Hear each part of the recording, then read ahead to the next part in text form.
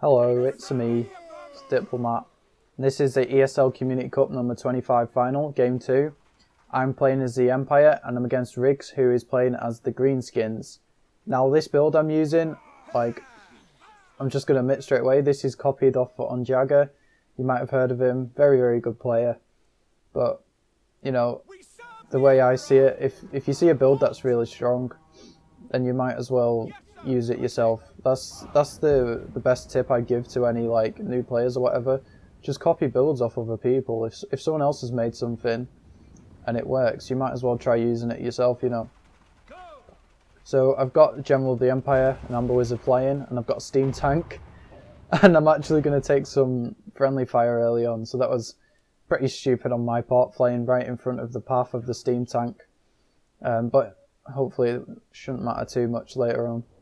So, as you can see, I've got no cavalry, because it's very hard to make cavalry cost effective when you're playing against the Greenskins, because Orc Boar Boy Biggins do loads and loads of damage against like Demigryph Knights or something. So yeah, it's really hard to make it cost effective. So I've gone with 2 spearmen at the front and a spearman on each flank, so that's 4 spearmen. There's 3 great swords, 2 crossbows, and then swordsmen, Sigmar's Sons, and the Tattersaul's Flagellants. Now, these 2 Regiment of Renown units are both unbreakable, so that's going to be really useful in the mid to late game, just as a holding force, and it allows you to be more aggressive in other parts of the field when you know that the centre's not going to break if you've got these units there. So initially I got a little shot off on the Orc Biggins, and then I start trying to shoot the Doom Diver, which is a pretty terrible decision because the Steam Tank isn't effective at taking out artillery. I get a nice shot against the Orc Boar Boy Biggins, and with a Steam Tank you really want to be focusing cavalry. It's the most effective use of the cannon in terms of damage, and also cavalry can be a threat to the Steam Tank in melee later on. So he's got 3 squigs at the front, he's got 6 Orc Biggins, 2 Orc Boar Boy Biggins, including the Broken Tusk mob, and then he's got 2 Orc Arrow Boys, which is quite an unusual choice. He's got the Night Goblin Shaman, and he's got the Goblin Big Boss. So his Orc War Boss has actually taken some damage early on. And a little mistake he's making here is putting his unit on an angle, because if your unit's on an angle like that, it's going to take more damage from the cannon because the cannon hits more models. For example, if I was in range of the Orc Boar Boy Biggins over here, it would be really nice for my Steam Tank. I'd be able to hit so many models just getting a shot along there. Unfortunately, they're a little too far away. So he's charging in with his Biggins, and if we slow it down here, a big problem on his part is he's used all these resources over here trying to protect the Doom Diver. He's got the Orc War Boss, the Arrow Boys, and 2 units of cavalry, just to make sure my Flying Lords don't attack the Doom Diver. The problem with this is that his infantry is a little bit isolated now, as well as his Shaman. If I wanted to commit for the Shaman, I probably could. But this big boss at the front hasn't got any support, and it's going to allow me to get in there with my own flying heroes. He hasn't really got any deterrence. So I'm going to pull back a little bit with my Steam Tank so I can get some infantry support. And the reason these spearmen are at the front is because squigs are very deadly against great swords, and the spearmen will run that charge a little bit. So I charge straight into the Goblin Big Boss and he gets terrified. 2 units with terror there. Going to send my great swords in, who are going to eat a nasty charge off the squigs. And this is a big mistake on my part now. I've got the General of the Empire here, who's been attacked by the Itchy Nuisance spell from the Night Goblin Shaman, and he affects all the units in this radius, which I didn't realise this in the heat of battle, but going back watching the replay. So if I'd have just left my General back here, the units at the front wouldn't have been effective, but I actually recommit with my General, so all these great swords over here are going to be effective by the Itchy Nuisance spell. So yeah, that's a bad move on my part. I also get a rear charge with the Amber Wizard on this side, and he's already started to rout some of the Orc Biggins. He did pop Sneaky Stabbing over here.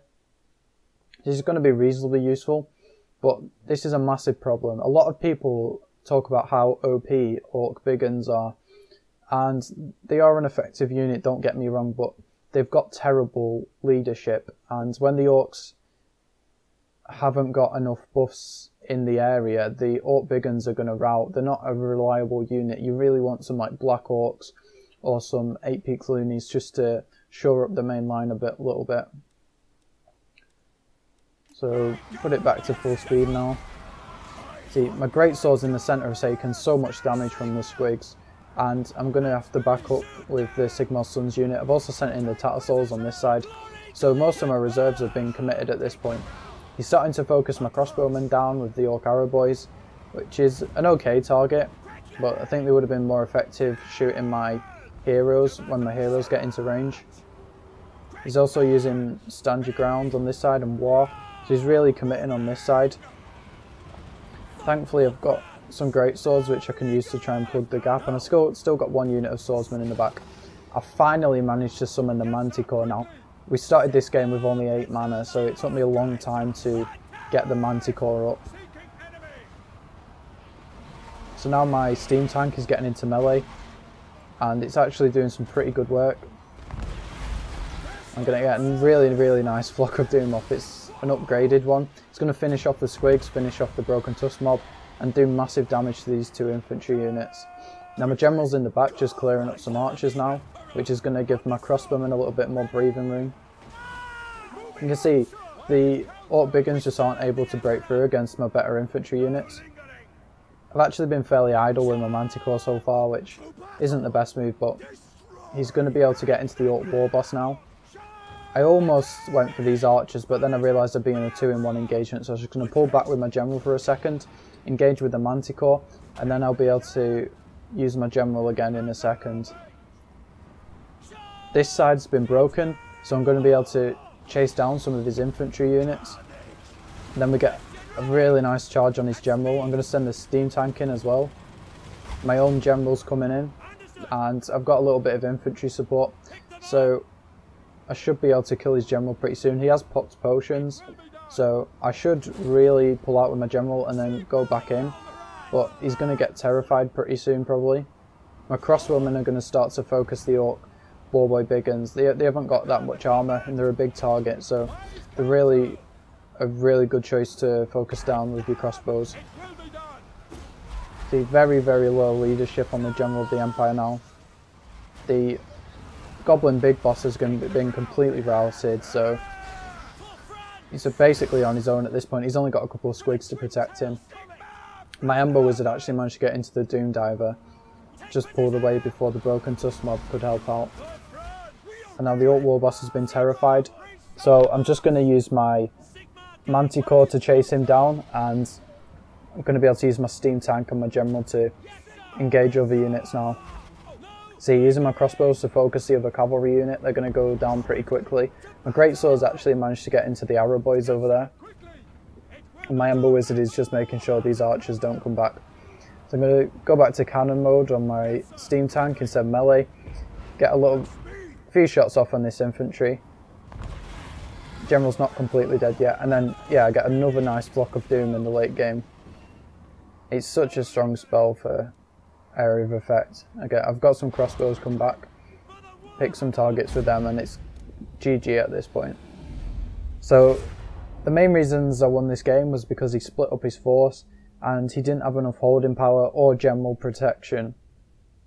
I also think the Orc Arrow Boys wasn't the best sort of investment. He could have gone with some cheaper Goblin Archers, which might have been a bit better. On my side, the steam tank did really well. It only lost half HP. 87 kills and an experienced chevron, so that did really good work. He didn't have any counters to that. My greatswords, some of them did okay, but they were kind of destroyed by the squigs for the most part. They just did a decent job at holding, but nothing special there. The Tattersouls and the Sigmar's Sons were pretty good. I'm happy with their performance, coming in just after the main engagement and plugging the gaps. The Spearmen, they were just meat shields, and then the Amber Wizard and the General of the Empire were really good. It's just that mainly the mobility that makes them so strong. I was able to strike all across his forces and he wasn't able to counter it. So that was game 2 of the finals. Game 3 will be coming up in the next video. If you liked it, stay tuned for more. I'll see you next time. Peace.